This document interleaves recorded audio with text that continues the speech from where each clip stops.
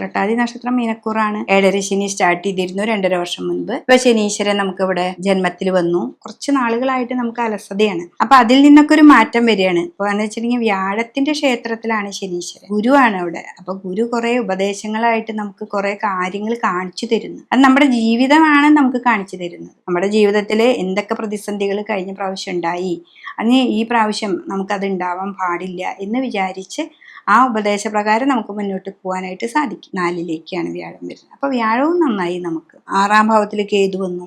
6ൽ കേതു വരുന്നത് നല്ലതാണ്. പക്ഷെ 12ൽ രാഹു വരുന്നത് അത്ര നല്ല ശുഭമല്ല. നമ്മൾ ഉപാസിക്കുന്ന ദേവതയോ അല്ലെങ്കിൽ നമ്മൾ ഇത്തിരി നേരം മെഡിറ്റേഷനൊക്കെ ഇരുന്ന് നമ്മൾ മുന്നിലേക്ക് പോവുക.